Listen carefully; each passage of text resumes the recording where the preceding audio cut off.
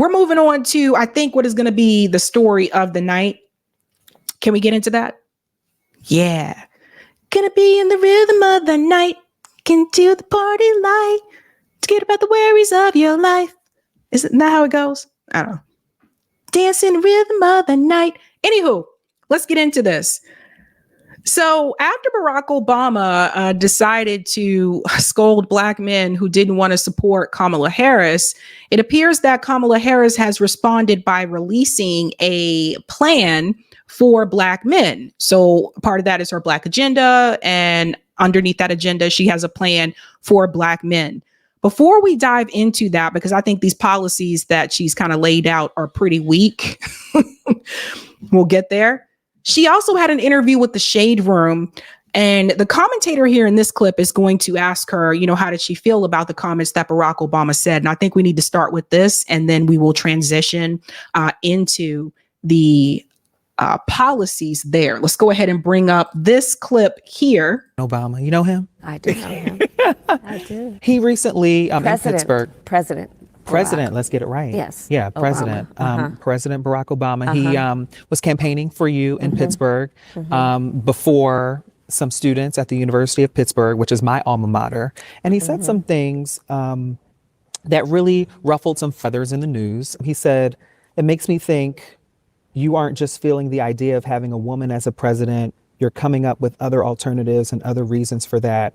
We have not seen the same kind of energy and turnout in all corners of our neighborhoods and community as we saw when I was running. So when you hear those words, I'm sure you were briefed on the situation. A former Ohio State Senator, Nina Turner, she came out on CNN and said, why are you putting Black men up against the wall and pressuring them into something that possibly, they don't want to do if they want to vote for you or not. So my question to you is, do you think that what President Obama said was the right thing to say? Let me tell you, I am very proud to have the support of President Obama. And pause. Let's remind ourselves before she starts talking, because we will forget. The question is, again, do you approve of what Barack Obama was saying about Black male voters? Now let's go back into the video. And that he is out traveling to talk with voters about what is at stake in this election. I'm very proud to have his support. What is also important is, one, to understand, like, as I said, I intend to earn the vote of everyone, including Black men. Two, pay attention to everything that President Obama talked about, because he also talked about at length the danger of Donald Trump. The danger of Donald Trump in terms of somebody who has said that they would weaponize the Department of Justice against his political enemies, somebody who has referred to Black immigrants in Springfield, Ohio, legal immigrants, as though they would eat their pets, constantly perpetuating tropes. Remember, Donald Trump, who said in Charlottesville, there are good people on each side. So I think it's really important to focus on the stakes of this election. And there are two choices. And I ask everyone to look at the background, look at the work, look at the words, to have a sense of how you then choose to use the power of your vote on Election Day. But okay. She hasn't finished responding yet, but the question was, do you agree with the sentiment that Barack Obama made about Black men not supporting your campaign? And she somehow decided the way to answer this question was to start talking about Donald Trump. What does that have to do with anything? Yes, some Black men may support Donald Trump, but some of them may stay home, Kamala. Like, that's the thing. That doesn't mean if they're not supporting you, that they're supporting Donald Trump. Some of them are supporting third party. Some of them are supporting the couch. It's just, do you support what Obama said about Black male voters? Now let's go back in. Does she get there? There is a very big difference between Donald Trump and how I will be president of the United States. And I cannot impress upon people enough that This is somebody, Donald Trump, who intends to take us backward. Look, this man won't even debate me a second time. He won't even debate me a second time. He didn't do the 60 Minutes interview, which I believe every presidential candidate for president of the United States has done. Okay, so again, what does this have to do with what Barack Obama said about your, campaign and blackmail voters? He will not take up the important responsibility that every presidential candidate has done of showing their medical records. Okay? Which you just did. Which I have done. Of course I've done it. I have done that. I have challenged him to another debate. I have given up my medical records. I did the 60 Minutes interview. And one has to ask, what is Donald Trump trying to hide? Yeah, don't really know what that had to do with what Obama said. So there's, I don't think she wanted to criticize Barack Obama. I don't know what Obama has on people, but this is crazy, right? So she jumps into that in particular. And then there's another issue that's brought up during that interview. And that this is about the one of the policies that she has for the Black male agenda for her platform. And this guy really called it out. And I was thinking the same thing. I said, I hope I'm not alone. DJL, man, the fact that she went on the Shade Room, a platform specifically for Black people, and tried to pitch $20K for a website as the golden ticket to build wealth is straight up crazy work. Let's get to that video here. Jesus Christ, I was surprised by this one. To $50,000. And included in that, knowing that a lot of startup businesses then have overhead around, for example, what they need to do to buy equipment. For those who are startup and don't have the connections historically, a $20,000 forgivable loan for them to be able, for example, to pay to set up a really good website. So that their business it might could then intersect with thrive. PPP loans and how, a mess.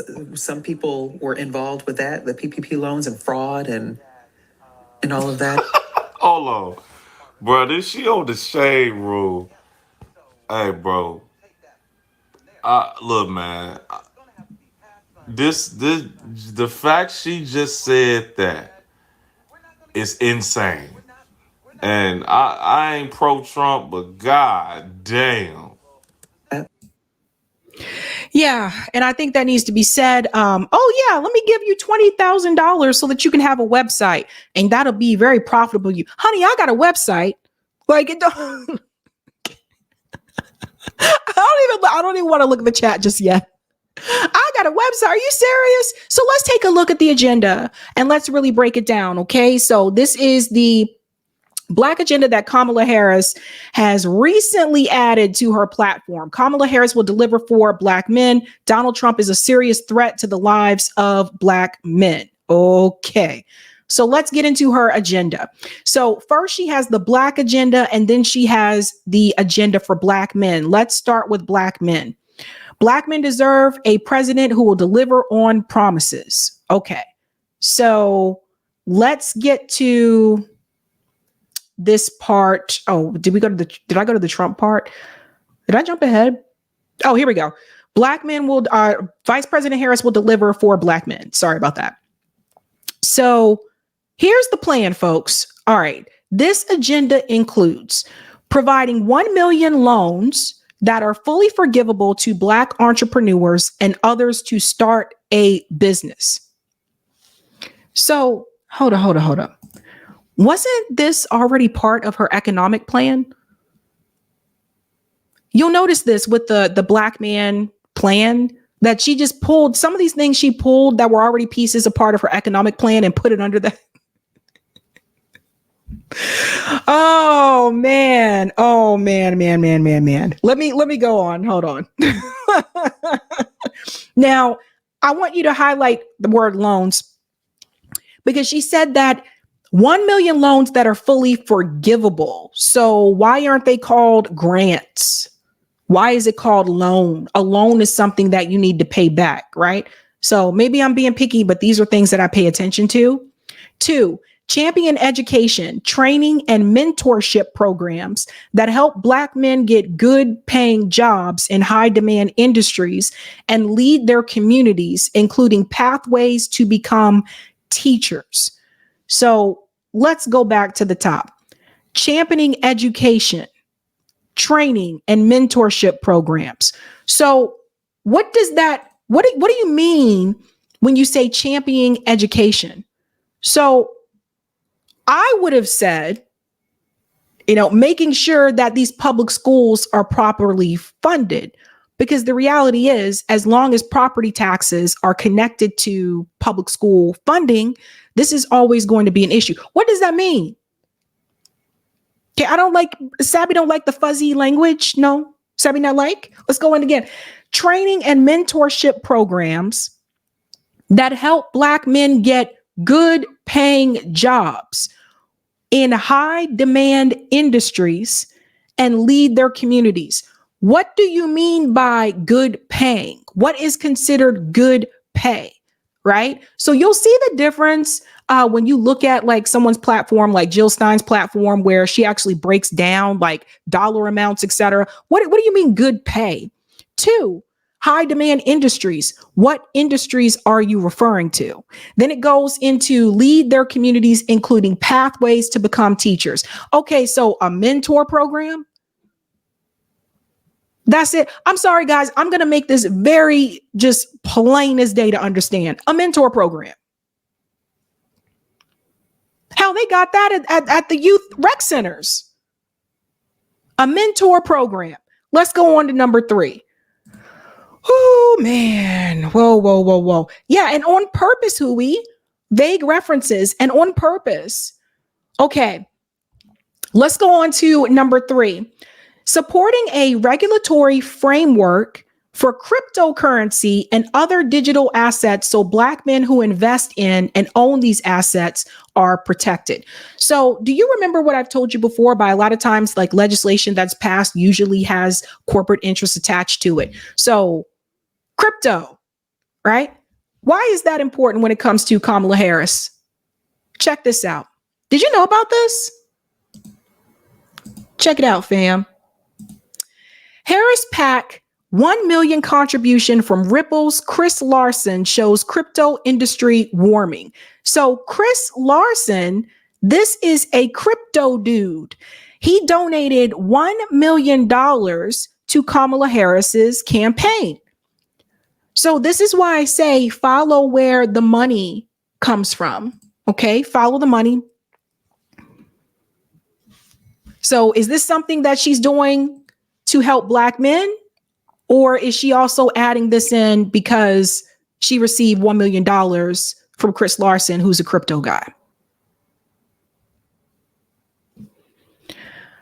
Let me finish and I'll tell you what is also missing from here, which is like bullshit. Check this out. 4, launching a national health equity initiative focused on Black men that addresses sickle cell disease, diabetes, mental health, prostate cancer, and other health challenges that disproportionately impact them. Launching a national health equity initiative.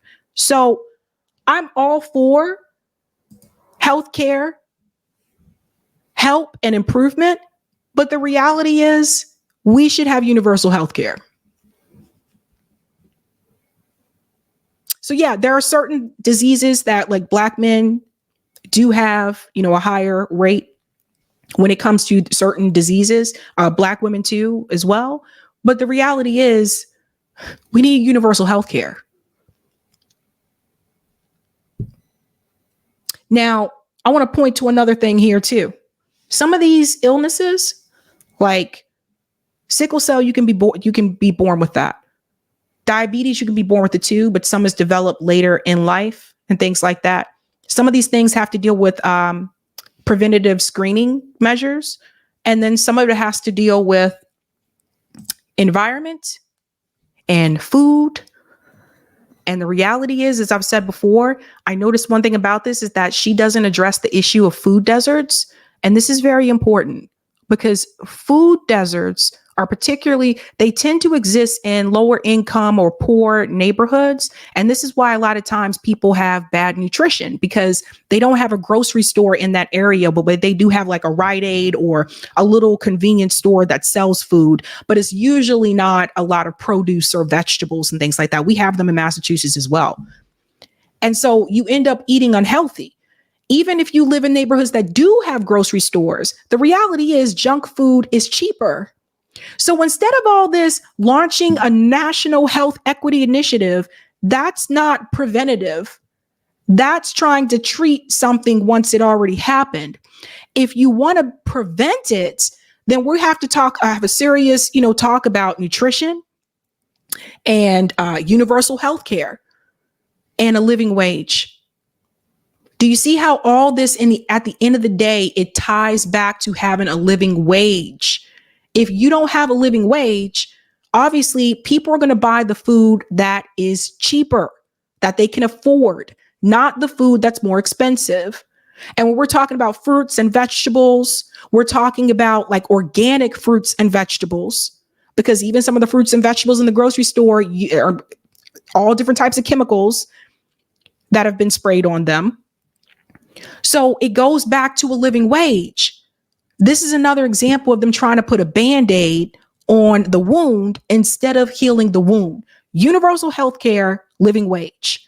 And the last one, legalizing recreational marijuana and creating opportunities for Black Americans to succeed in this new industry. So here's the thing, fam. I don't even smoke. And I agree with legalizing marijuana. I've agreed with this for years. We legalized it here in Massachusetts. I think it's ridiculous in this country or any country that marijuana is illegal. I think that's ridiculous, or that it's even criminalized, right? But here's the thing. How can you mention legalizing recreational marijuana and not mention anything on this platform about the criminal justice system? When you look at these policies that Kamala Harris has laid out for Black men, how in the hell can you not mention the criminal justice system when Black men disproportionately are incarcerated at a higher rate than any other male group? But I guess we shouldn't expect that from a cop, Miss Prosecutor Kamala Harris, because she's pro-police and she wants to give the police more money, and she loved locking Black men up. That's a no-brainer to me. I didn't understand that at all. There's nothing on this platform about criminal justice. We're talking about marijuana, crypto. Kamala Harris wants to just give Black men weed and crypto and then go sit somewhere and shut up. I'm thinking of all the other things that you could have put to be a part of this. There's nothing on this platform about food deserts, what I just told you about. Are we serious? Criminal justice system, the incarceration rate, the school to prison pipeline, which is higher for Black males than it is for Black women. How could you not put this on there? How could you leave this off? So what you have here, let me just bring this down, is a weak milquetoast platform for Black men to basically shut Black men up and say, okay, I'm giving you something. Are you happy now? There's no reparations. How do you not? What are you doing? What do you mean? There's no reparations on this platform. So I don't know who's advising her, but this is so weak. And that was my complaint. And another thing I want to say to you, and I want you guys to really get this. Don't you find it a little bit strange that Kamala Harris did not even have this a part of her platform when she launched her platform? Now, she had policies on her platform for immigration, to help immigration issues in this country, to help women. She didn't have a Black agenda on her platform. Nothing. She put this together 3 weeks prior to the election because she saw how she's struggling with the black male vote. And it's not just black males. We can get to that in just a second. So she's like, let's throw something together to win them over. That's how little she cares about you. That's how unimportant black male voters were to Kamala Harris. Look at everyone else that she put before you. She mentioned women, of course, reproductive health, and I'm not saying you should not have those things. You should. Women, reproductive health. She mentioned immigration, police officers. Like, go through the platform. All these people that she put before black men or black women, this is what she did. You were not important to her. The only reason why she created a platform for you now is because she needs your vote. And let's be real. Do you think she's going to do this? Did Joe Biden forgive those HBCU students of their student loans like he promised? No. He just said that to get their vote. And I see people falling for it. I like online, people are like, whoa, she came up with something. Yeah, she did something. Woo. She puts you at the bottom of the list, just like she puts Palestinians at the bottom of the list when she's talking about the Middle East. Israel's always first. And you see who she put first when it came to her platform. You weren't even on it. Not even on it. This is so weak. My little sister can come up with a platform better than this. This is what she gives you. Go smoke some weed and get some crypto. Because she think this is all what black men, and she said she met with black men. It's like, oh, well, this is what we need to give them. We need to give them some weed and crypto. Now, it's not even just, and I want to show you this. It's not even just that. If you made the comparison, let's bring this up here. Look at the comparison between Kamala Harris's black agenda and Jill Stein's black agenda. Actually, let me pull this out here because it's bigger this way. Look at this. Reparations, restore voting rights, redress healthcare disparities, eliminate food deserts. That's one of the big ones. End the water crisis. Stop polluting black communities. Justice for Black Farmers Act. Let's pause here for a second.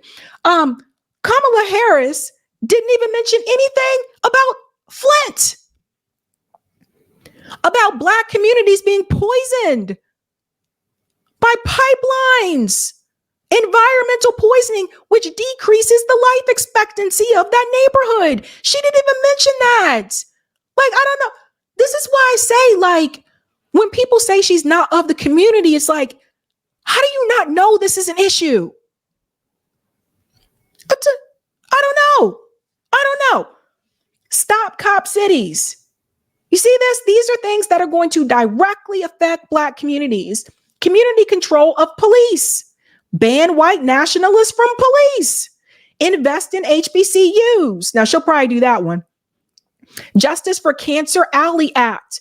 Reinvest from policing and prisons to community building programs. So notice how Jill Stein's Black Liberation platform has a number of criminal justice issues that need to be revised and need to be fixed. And Kamala Harris mentions nothing about criminal justice when you have all these black men being charged at higher rates, being locked up at higher rates for the same crimes that their white male peers do. And you say nothing about criminal justice. Smoke some weed and sell some crypto. But it's not just black men. No, not just black men. It is also black women. Also black women. They called it out on CNN, ladies and gentlemen. Check this out. And sometimes there's a trend line that I never noticed before and make me go, whoa. This is one of them, all right? This is the Democratic margin among black men under the age of 45 in presidential elections. You go back to November of 2012, what do you see? You see Obama by 81. Clinton only won him by 63. Then we're all the way down to Biden last time around by 53. A tremendous drop already. And then you take a look at the average of the most recent polls, and Kamala Harris is up by only 41 points. So what you are seeing overall is that since Barack Obama, there has been a decrease in Black men supporting the Democrat nominee. Even Hillary Clinton, I don't know how Hillary's ahead of you when it comes to the Black male vote, but even Hillary Clinton is ahead of you. So this is a trend. And I want to say this, guys, okay? Because if Joe Biden had stayed in the race, I believe he would also be lower than that 53 points where he's at right now as well. I think he would be lower too, because it's a trend. And you're seeing this. This is why when I did that rant the other day that I did about Barack Obama, this is why I said this is all goes back to you, because you were the big hope for the Black community and you sold us out for Wall Street. So after you let Black communities lose their wealth and also get poisoned, this is what happens over time. That is about half the margin that Obama won them by back in November of 2012. And this, I think, is, when Barack Obama goes in last week when he was in Pittsburgh, Pennsylvania, essentially talking to young Black men, he made it seem like it was a Kamala Harris specific problem. This is part of a long-standing trend of young Black men moving away from the Democratic Party, and Kamala Harris is just the latest to face that magnitude of younger Black men going towards the Republicans. That was most interesting here is the trend line and where some of the biggest drops happened or already happened in this case. How about Black men overall? How about Black men overall? It's part of the same picture. We're looking once again at younger Black men. It looks like the worst Democratic performance since 1960, since JFK versus Richard Nixon. It's the same thing among Black men overall. Again, part of a similar trend, but here actually the drop-off isn't as dramatic, right? Barack Obama won him by 85. Then you see 71 with Clinton, 69. Biden, basically the same thing, holding steady. But here, again, very, very weak. Only a 54-point margin. Now, again, still winning them by a large margin, but considerably lower than what we're used to. Certainly considerably lower what we had during the Obama years. The bottom line is Kamala Harris with younger Black men and then Black men overall putting in historically weak performance for a Democratic candidate. Is she getting any relief with Black women? All right. So, we're talking about the trend line, right? And Black women, look, she's doing better with Black women than she is doing among Black men. But here, there isn't a trend line almost until we get to Kamala Harris. So pause for a minute. So now we're seeing something else when it comes to Black women. Obama plus 93, Hillary plus 93. So they stayed, pretty firm there, right? Those two back to back. But there was a drop a little bit with Biden, with Black women. And now look at Kamala Harris. So I just want to jump in here for a second and say, so all the people who were pointing their fingers at Black men, by the way, you shouldn't be pointing your fingers at Black voters at all, because the Democratic Party can't win without the Black vote. So stop. And then two, if you look at the numbers overall, which I've shown before on the show, it is white men and white women who are not coming out to support these candidates. The numbers show that. It shows that Black men heavily supported, even Hillary for the misogyny thing. Black men supported Hillary Clinton more than any other male group. So it sounds like to me, the people you need to be talking to is you need to talk to white men and white women. I said the same thing about Stacey Abrams when she complained, when she was running for governor second time around, these Black men aren't coming to support me. But after the race, the data showed that was false, and that Black men overwhelmingly supported Stacey Abrams. You know who didn't come out and support Stacey Abrams? It was white women. So this right here tells you something about the Democratic Party. This is a Black margin among Black women. Look, Obama won him by 93, very large margin. Clinton won him by 93, a very large margin. Biden did a little bit worse at 85, but then you look here and you get a 71-point margin. Now, again, these are large margins, but the bottom line is when you're talking about the base of the Democratic Party, you would think that Kamala Harris would do very well among Black women based upon history. And of course, she would be the first Black woman president, but she's actually doing the worst for a Democratic candidate among Black women since 1960, if this holds, John. And again, when you look at the numbers here, whenever you come in, looking at the trends is probably the most important thing. You got it, my friend. Thank you very much. Thank you. Sarah? Very, very telling there. Eric, did you have another link for me? Let me know and I can put that up. Thank you there. Thank you, Roger. Sabrina, if you can play this, it goes along with this segment. You are doing so well.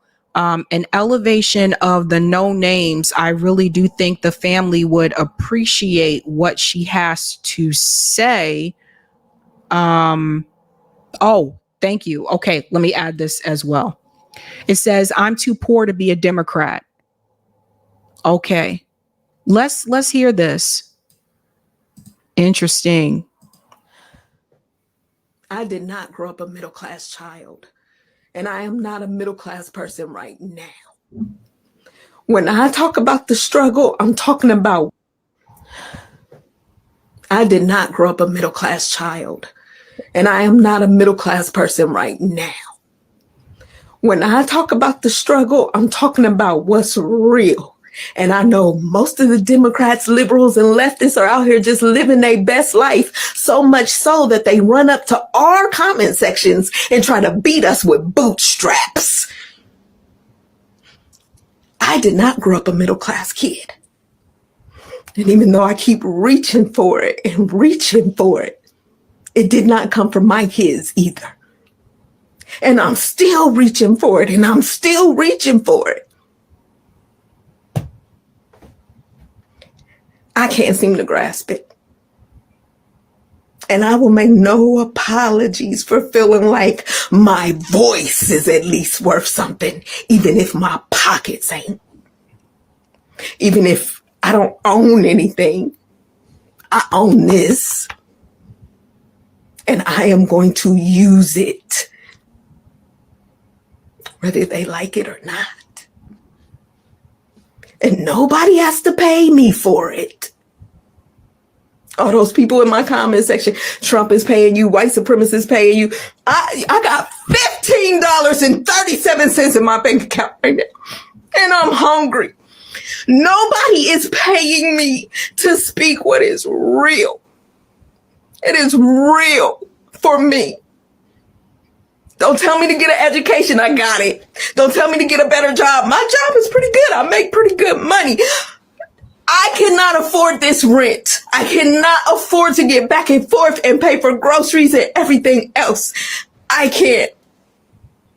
And even though you on the left and everybody else seems to be having parties at Obama's and Diddy's house with Oprah and the rest of the celebrities, a lot of us over here don't have that privilege. I would appreciate it if y'all didn't come and just rub it in. You look poor. I am poor.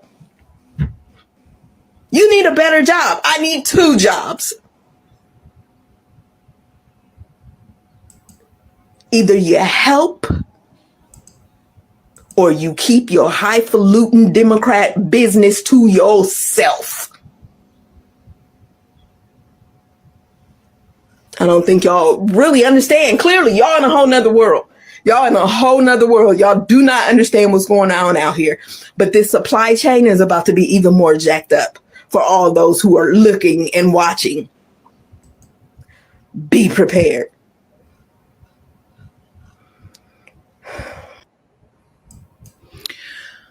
Yeah, it's very telling, and I'm noticing it too, particularly from and people like Roland Martin, who continues to try to attack me on Twitter. You know, the Black Boule, it's really pissing me off. Like the people who are, you know, pushing Kamala, like Black Democrats in particular, who are basically calling out other Black people who don't want to just accept what was thrown in front of our face. There is a class divide within the Black community. And it's showing more and more. And I feel like I saw it a little bit during the '08 housing crisis, but I feel like as I get older, I see it more and more. And there's class divide in, you know, all, you know, racial communities.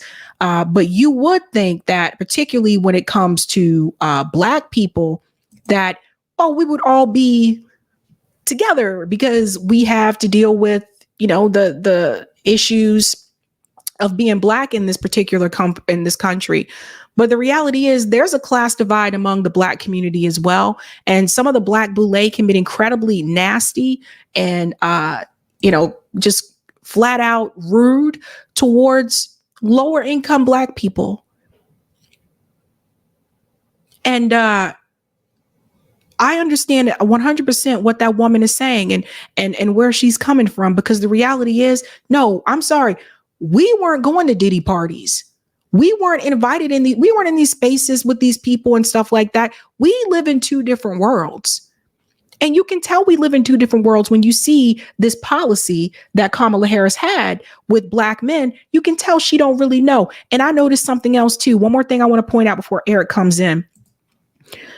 The advertisement for this Black men agenda on Twitter, which she posted, I noticed it's different. The wording is a little bit different than what is on her website, because here it says provide 1 million loans that are fully forgivable up to 20K for Black entrepreneurs and others and others. Does everybody catch this? So on her website, it says 20K. On the Twitter advertisement, which she posted, it says up to 20K. Here we go back to the up tos. And on the Twitter advertisement, it says and others. So how is it an agenda that is specifically for Black men for that particular platform? How do you add and others? Because when it comes to policies for other groups, you don't add other people. So I'm just going to say this again to Black people. And look, take it however you want, vote however you want. But the reality is, at some point, you have to take a step back and look and just say, look at how little they think and care about you. Barack Obama didn't have an agenda or a platform for you either. It is 2024. She added you 3 weeks before the election. She is not going to do this. She can't even decide if it's up to 20K or if it's 20K. And this is crumbs anyway. You deserve so much more. And so what I'm trying to get people to do on this show is to realize you deserve so much more. This is bullshit. Why did she put you last? Why were you an afterthought? Why did she put every other group before you? Ask yourself these questions. What a mess.